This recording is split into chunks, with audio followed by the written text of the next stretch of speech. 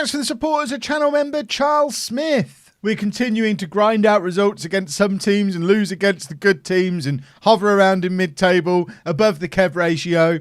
A centre-back still our top goal scorer. This is what life is like until we sell a player for 30 million quid and can rebuild, or accidentally stumble across a striker. I still maintain the Andy Abbott thing. How often do I remember a name of a player we didn't sign? I mean, there's dozens of players we have signed. I don't remember their names. I'm going to remember that guy forever for ruining me, because if he'd have signed for us, we'd be in the playoffs now. As defender, as top scorer.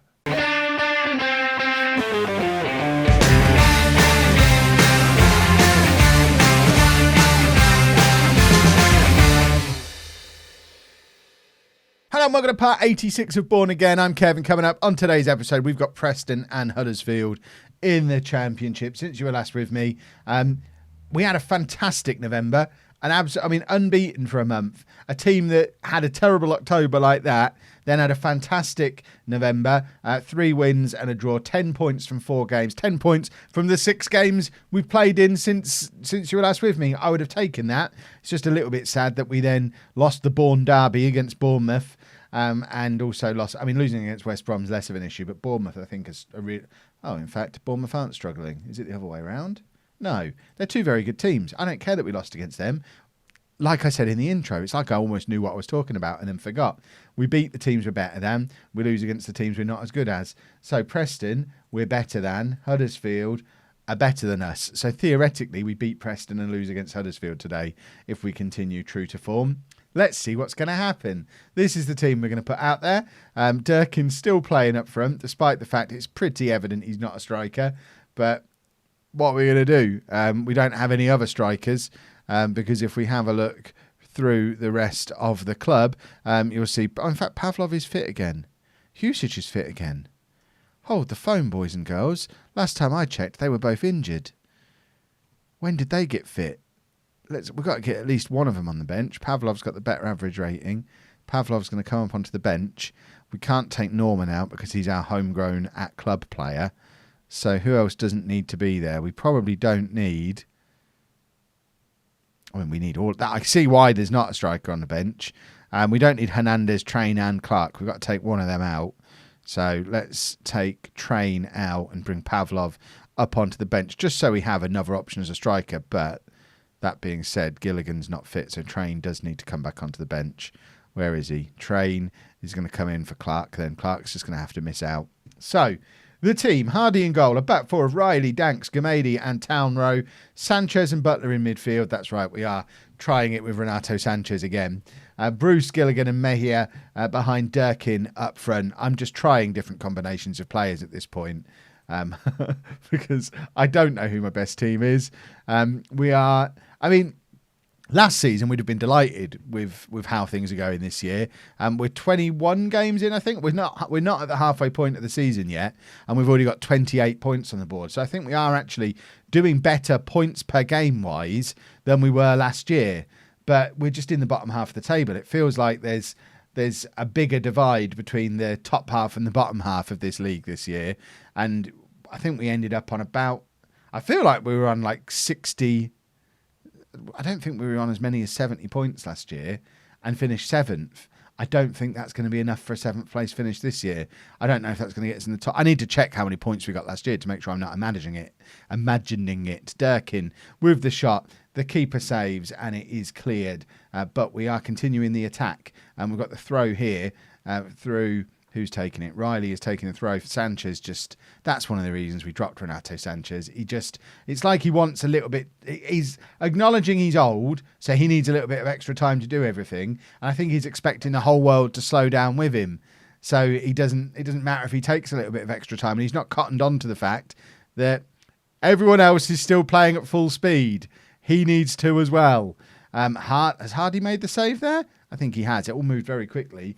But it looks like that was in the end a very good save from Hardy. It's another corner for Preston. The ball's bobbling around in the air. I think that was Mejia who headed it back out that way. Butler's done very well to get that clear, although it's not been cleared very far. They've got Malloy at the back for them, who of course was on loan with us last year. Was he on loan to us from Preston, or have they managed to get him on loan when we couldn't? I'm not I'm not sure if it was Preston he was loaned from. It would be weird for Preston to loan us a player who was that good. That is a good goal. And it upsets me that that's his first goal of the season for them, because it suggests he's not a regular goal scorer, and their keeper got the assist. So good old Route 1. We've been done by Route 1. The massive ball forward. Young Riley at left back hasn't dealt with that very well at all. And this guy's just ran past. I mean, he only had to beat Gamady because Riley never really gave him a fight. And then Gamady kind of let him run past him as well, and is now faking an injury to make it look like that's the reason I didn't tackle him. My groin was injured all along. Yes, of course it was. Leberhang. Of course it was. You're faking it, you monster. Wow, we're struggling a little bit here. I think we need to take Gamady off. We can't have an injured defender while we're trying to get back into a football match. Let's demand more, because we've not looked with it so far. Sanchez to Butler. Butler back to Sanchez again, who, when he's got time, is very good. And he's got us a goal there. It's a lovely ball forward from Renato Sanchez. And for someone who's not been scoring goals like Brian Durkin, how on earth does he score from that angle? But this is why Sanchez is great. We've seen the good and the bad of Sanchez today. If no one tries to tackle him, he's still huge quality. It's just if anyone's trying to close him down or hassle him in any way, he just doesn't know what to do. But give him and I guess it's similar to what we had with Marlon Pack way back when. He's an older player who can't keep up physically, but he's so much better than everyone around him with his actual footballing ability and footballing brain, that if we can find a way to accommodate him, he will do stuff like that. And it's a lovely finish from Durkin. Can't say anything against him, really. I said beforehand he's not a striker. He's just shown that maybe he is. Perhaps he just hasn't been getting enough chances. Perhaps he just needed to settle in. Perhaps he's now the answer. Or perhaps it was just a really, really good pass. Right, Hardy with the goal kick finds Hewson. Hewson lumps it forward. We're looking for a big long ball goal as well, like what they had, except we've not won the ball the way they did. Their left back giving a demonstration to Riley of how you deal with a situation like that. Ball forward from them again. Hewson heads clear to Gilligan, who nods it down to Mejia. Mejia's just going to run now. He has got Renato Sanchez in space behind him, but he gave it to Durkin, who he looks lively now. You could argue probably should be testing the goalkeeper from that one, but he's actually getting into some positions, getting some chances. We didn't need a striker on the bench. Perhaps all he needed was one there to threaten him into playing well. And it's another corner for them that ends up going wide. Right. Bruce not having a good game. Train can come on and play on that left-hand side. Apparently Sanchez can as well, but that seems like it's not ideal playing Sanchez out on the wing when we've already established that he can't really run around very much. He just needs to stay in the centre circle and ping passes around. Right, we've got our right back. So that's 2 injured groins in one match. Luckily, we've got Lastra down on the bench who can just come straight on for Town Row, who is in the team because Forrester threatened to take him back because we're not playing him enough. So we're giving him a few games here and there, but I'm not that bothered if they take him, to be honest. He's not looking that good. He's a useful squad player to have. It was a panic signing when our right back / centre back cover player, whose name I can't remember, got injured in his debut. I don't know that we necessarily need him, especially because we've got that young South African right back who came in as well, who he immediately came in and then got a grump on because I signed Town Row. So Town Row's causing problems, but the other right back we've got is also got a grumpy on. So we might end up getting rid of them both. And just having to go with Lastra and maybe someone else who can come in January. Lastra doing very well to clear there. Why concentrate? I'm aiming for get creative, or I think show some passion is the other side of it. I click either side of where I actually clicked, and I'm all right. But no, Kev can't click. Right, we'll pretend that that's a good result, even though really we were looking for a win there. But apparently Preston are a good side. 29 points now from 22 games. I mean, if we were to go and win against Huddersfield, which is unlikely, but if we did, that'd be 32 points from the first half of the season, which is, I mean, it's a good first half of the season. It just doesn't look as good. So we had, 66 points last year was enough for 7th place. Not a chance is that going to be enough points for a 7th place finish this year. Not a chance. So although we're further down the league, we're actually not a million miles off the pace for a similar points total to last year, which, bearing in mind we still haven't signed a striker, I'm not that upset about, because I don't think we're going to push on to that next level until we sign a striker, which is job number 1 for January. Not that we've got any money to do it with, but you never know. We might sell a player for loads of money again. Right, some changes for the Huddersfield game. Train comes in for Gilligan because Gilligan has picked up an injury. He seems to be quite injury prone. Where is he? Why can't I find him? It's a groin injury, I think, that he had. The third groin injury that we picked up in a week. They're pushing their groins too hard, these boys. Hernandez comes back in for Sanchez because he's Hernandez. He's better than Sanchez. Sanchez really wants to play as well. He's getting a bit of a grumpy on that he's not playing, but I just can't help but think we're better with Sanchez in the team. And we've also got Lastra in at right back, who has taken a knock, but we don't have much in the way of alternatives to play at right back. Bob Zaruli, the right back / central defender I was talking about before, who got injured immediately on signing, apparently valued at £6.75 million, which is ridiculous, is now fit. So he's going to sit on the bench and will probably come on for Lastra at some point. I'm looking at Zaruli and thinking, 6.75 million quid. I mean, if anyone wants you, or Zajic for 7 million, or Gilligan for 5.75. If anyone wants to buy any of these lads, I mean, you know how to get in touch with me. That'd allow me to go out and buy a striker. I'd swap all 4 of them for one striker, I think, for one like really good striker. I don't think that's how Football Manager works, but I wish it did. Right, underdogs team talk again, because Huddersfield are a much better team than we are. It would be nice to be able to nick a win, because if we don't, it'll be 4 games without a win, and that's never nice form to be in. But you never know. They're better than we are.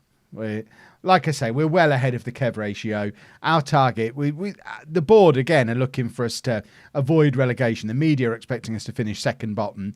We've got second season syndrome a little bit, but actually looking at the points total, we really haven't. We're doing exactly what we did last year.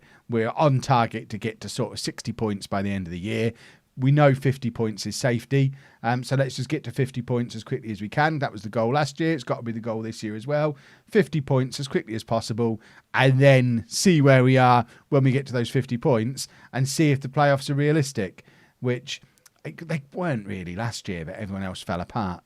Right, Bruce is in here. If he can get a crossover, he doesn't need to. Crossing is for losers. Jake Bruce just scores goals. It's only his 3rd of this season. He did score a lot more frequently last year, but I guess it's taken him a little bit of time to force his way back into the team on this left wing. But he has, and that is a lovely, lovely goal from Bruce. 1-0 to Bourne, 16 minutes on the clock. Ridiculously, that'd still keep us in the bottom half of the table with 32 points after 13 games. Only 8 points outside of those playoff spots, so you only need a little bit of a run of form to get up there. But we're not thinking of that, because we're not ready. We need a team that, for us to get promoted, I want to be well in a title race. Because if we're just scraping into the bottom of the playoffs and going up, we're obviously coming straight back down. If we go up as champions, then we've got more of a chance of actually staying up there. And for that, you know what we need? We need that striker. And we'll find him eventually. Hernandez, playing it out wide, looking for Lastra. It's a really poor pass. He's doing his best Renato Sanchez impression there, but he can't hit those passes quite as well as Sanchez can. What we need to do is be able to combine the two of them. And that's poor from Hardy. I expect so much more from Hardy. He's been probably our most consistently good player for the last 3 years. But that is some really poor goalkeeping. Oh dear. We don't want him going through a dodgy spell, because Hardy getting dodgy spells doom for everybody. Because I dare not even think how many points he earned us or saved us last season, and how different things might be if we didn't have him in goal. And if he's going into poor form, disaster time. He does make the save there, but I wonder if maybe, and he informed Hardy, just keeps hold of it. There's no reason to push that out for a corner. And because of that, we've got pinball going on in the penalty area. And the attack continues for Huddersfield. Lastra has done well to win the ball back. And between him, Mejia and Hernandez, we've come away with the ball looking for a counter-attack. But it was obviously such a useless counter-attack that it wasn't worth a highlight. 1-1 at half-time. Would be a good result. If things ended 1-1 against Huddersfield, it's a good result. We're going to give them the revenge team talk. We're going to just push them a little bit harder rather than telling them they're underdogs for every game. Just come on now. We've showed that we could beat this lot if we put our mind to it. Let's go do it. Lastra probably needs to come off sooner rather than later. We've got Zaruli down on the bench, so let's bring the £6 million defender on. See if he's really worth his £6 million, or if he's going to get himself injured again, which would be most upsetting if he did. I'm not even toying with it. I'm going to go attacking. I'm going to try and win this football match. We're going to bring Pavlov on up front because he, as we know, is a goal machine. And we're going to bring Clark on in midfield. And all of a sudden, we've got much more of a League One feel to our team. And we were really good in League One. Let's show some passion. 10 minutes of passion. The logic. I love it. The logic works. Should we demand? No, we're not going to demand more. We'll get creative. 1-1 is fine. If we can grab a late winner, that would be double fine. Hardy now with the goal kick. Plays it forward to Hernandez, who has the time to pick a pass and finds Train. Train looking for Pavlov. Finds him. Mejia now. Really dawdling on the ball, but it ends up with Zaruli. £6 million of a defender. Plays it back to Train. Train to Clark, who plays it forward to Mejia, who's in and he scores. Oh, it's offside. Oh, my word. Why was I getting so excited about a goal for a mid-table game? This is how important it's getting that we can grab a win again. Oh, it would have been so exciting if it had gone in, but it was offside, and that was the opportunity. And 2 draws is not a disaster. We're just a mid-table team. And I know that's really good for Bourne. But, you know, if you were to say to Bourne Town now, 13 years' time, you're just going to be an average mid-table championship team, will you take that? They'd probably say, oh, go on then. We're just biding our time, fixing the finances. Because the other thing that isn't clear from the videos, because I don't talk about it enough, is we are forever upgrading anything we can upgrade. And there you go, we're going to try and increase the youth level as well, which they're letting me do. So every time I'm able to do anything, I'm upgrading things. So we're constantly, we're constantly sorting the club out off the field, dragging it up facilities-wise and finances-wise to where we can actually compete at this level, and trying to get ourselves ready to actually be a Premier League club when the time comes. There you go. It's going to cost us £2 million to up our youth level, but it'll be worth it for all you channel members who want to get your name in the game. If you've enjoyed that, please make sure you leave a nice big thumbs up on there for me. Subscribe to the channel for daily Football Manager videos, and thank you very much for watching.